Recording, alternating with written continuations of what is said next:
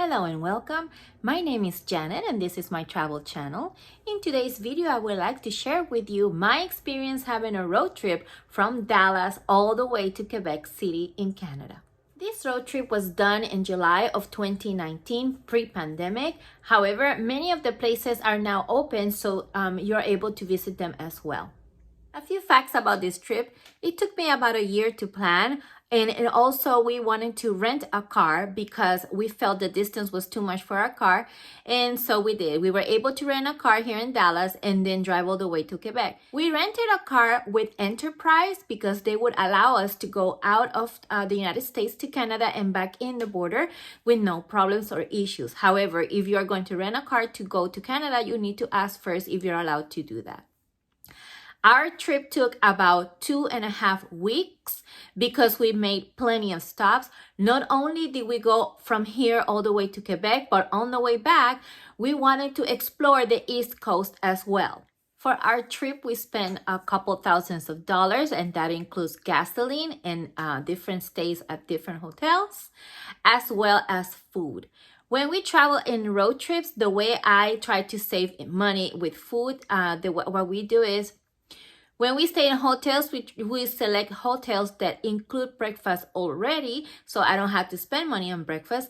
And then what we do, we usually have for lunch some light lunch, such as a sandwich. So we stop, we buy some bread, cheese, ham, and things like that. And then I prepare sandwiches every day for lunch right there, wherever we stop. And we just stop at one of the rest stops and eat the sandwiches and snacks. Then we spend money only basically on dinners. Our trip from Dallas to Quebec and back had about 6 different parts.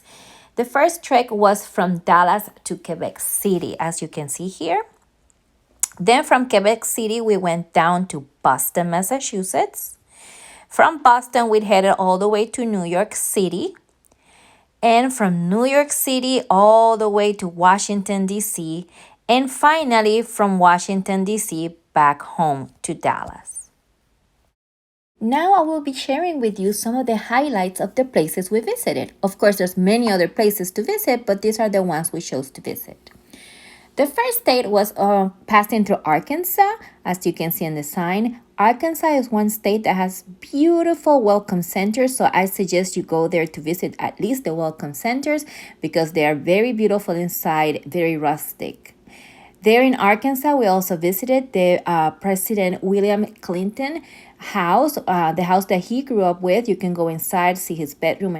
After this, we went ahead and visited a historical site, which is the Little Rock High School, Central High, where the horrible situation of segregation was going on back. If you know about the Brown versus the Board of Education, then you will know what this place is about. After that, we went ahead and entered Tennessee and stopped, of course, at the Welcome Center as well. Tennessee in the city of Memphis, it has a very cool welcome center, which is all related to Elvis, and you can take pictures with the statue there.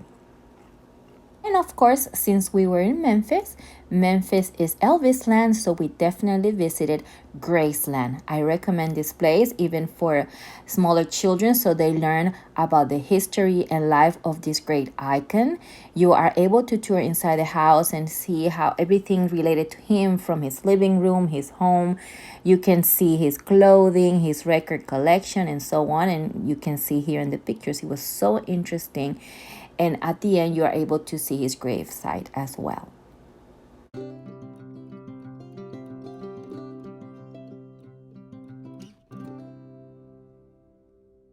After we finished touring Graceland, we went ahead and drove to Nashville, Tennessee. Another great place to visit. We were able to go into the Parthenon, which is like a little museum that imitates the real Parthenon.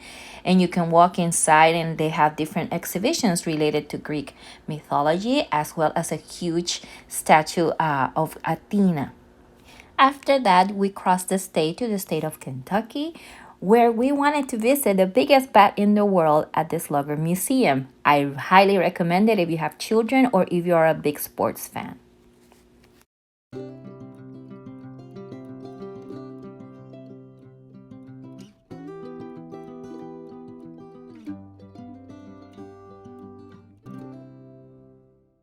Once we finished exploring in Kentucky, we went ahead and decided to continue driving all the way Ohio, Pennsylvania, and New York. We passed several cities. We did some stops at the visitor centers, but we didn't went any sightseeing in these areas because we wanted to reach Canada already. So when you reach the border in Buffalo, you have then passport control to enter Canada. They check our passports. It was quite quick and easy. We were not even there more than half an hour in the line.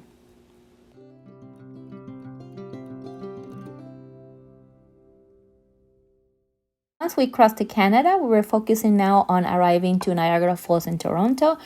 But it was such a breath of fresh air to visit Canada.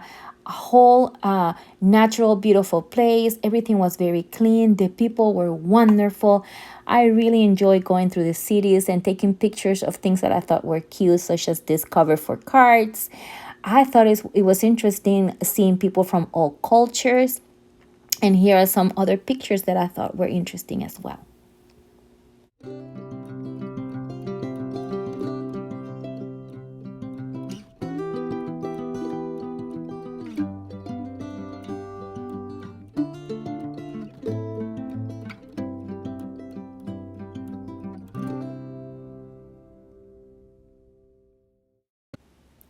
We visited Niagara Falls on a beautiful sunny day. We were able to buy the tickets to go to the ferries right there, and even their capes were sold right there with no issues. We had a fantastic time at Niagara Falls. If you are handicapped or have problems walking, know that at Niagara Falls you are able to go anyway in the boats. They're quite accessible. Plus, on the way back, there is a tram that takes you up.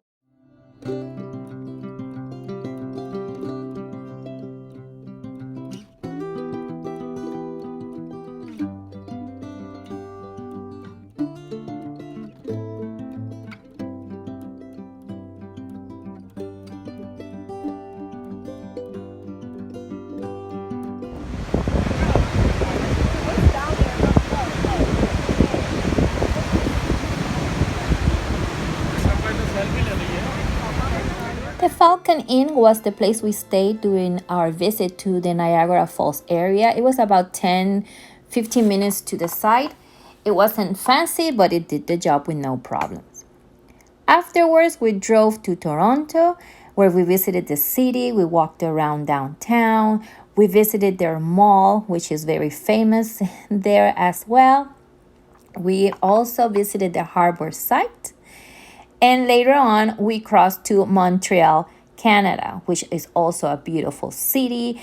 Lots of people, very busy, lots of shops and entertainment areas as well.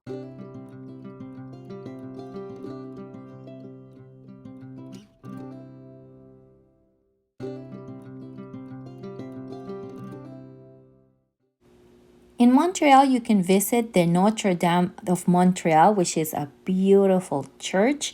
You can walk inside. They also have a gift shop, and you can even light up candles. Or if you're a religious person, you can also pray.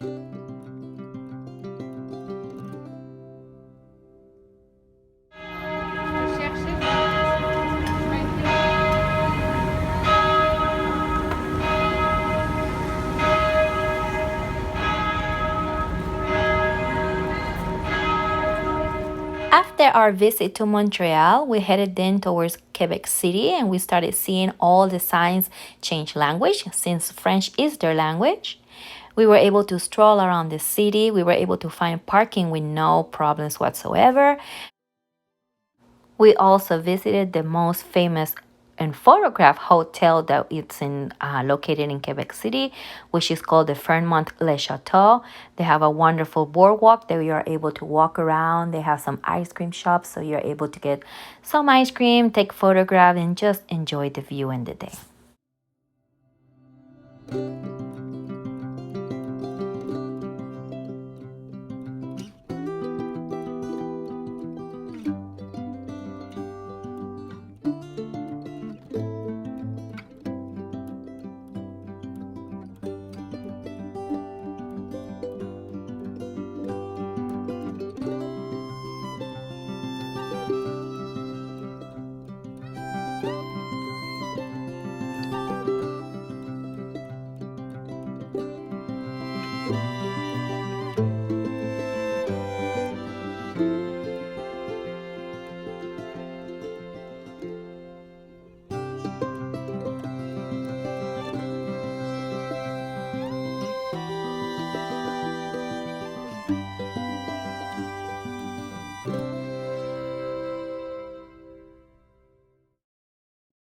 After our wonderful visit to Canada, we headed back to the States.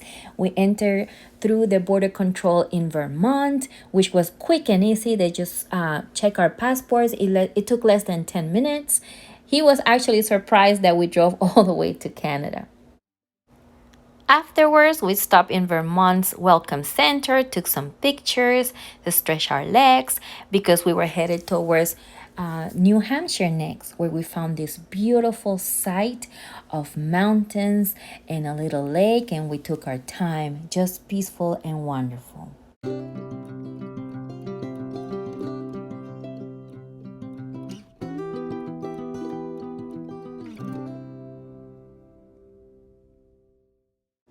Our next area to explore was Boston. We were able to see where the Boston Tea Party occurred. We were able to see also where the Boston Massacre occurred.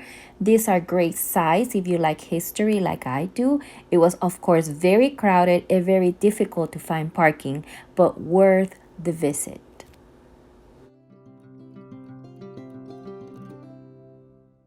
After exploring what we could of Boston, we headed towards the historic Plymouth town in Massachusetts to visit the Plymouth Rock Landing. Wonderful site as well, very historical, with a great harbor where you can also find some shops and restaurants to relax and enjoy the scenery.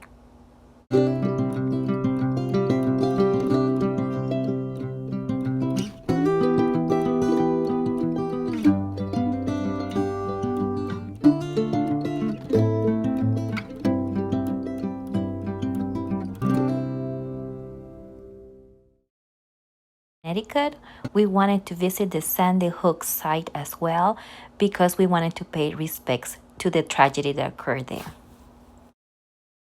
After Connecticut, we were headed towards New York City to try to find the Statue of Liberty. New York City is, of course, very populated and it was very difficult to drive through its streets. We weren't able to find parking at all, even though we went around to different areas. It was all quite full. So we decided going and crossing towards New Jersey, where there was another area that we were able to park and then get the ferry there to visit the Statue of Liberty. And that's exactly what we did.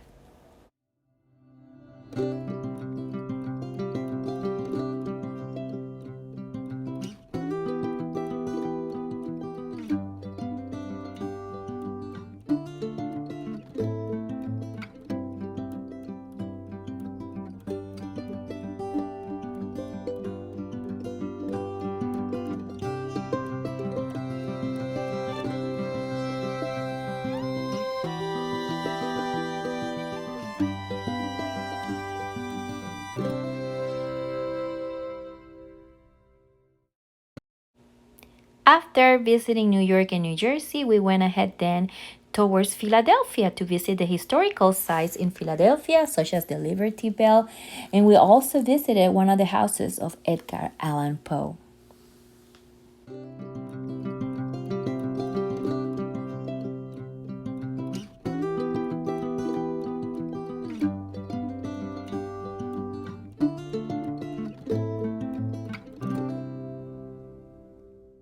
After Philadelphia, we headed then towards Maryland and Washington, D.C., the last part of our trip. In Maryland, we were able to visit one of Harriet Tubman's museums and her brand new mural, which was really exciting for me. They have a little shop as well, and you can walk around Cambridge and visit sites related to her.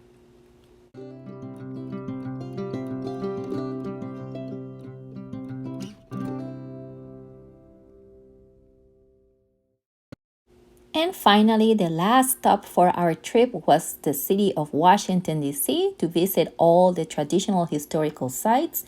Washington is also a great place to visit, but we felt we didn't have enough time. Plus, parking was very difficult as well.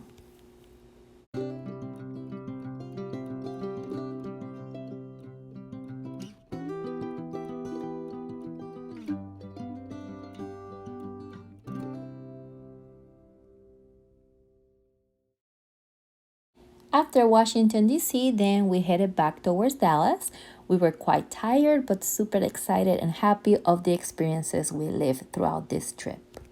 Well, there you have it. That was my experience traveling in a road trip from Dallas to Canada. Let me know if you are planning the same or if you did already. How was your experience down in the comments below? Subscribe to my new channel, like my video, and I'll see you in the next one. See you soon.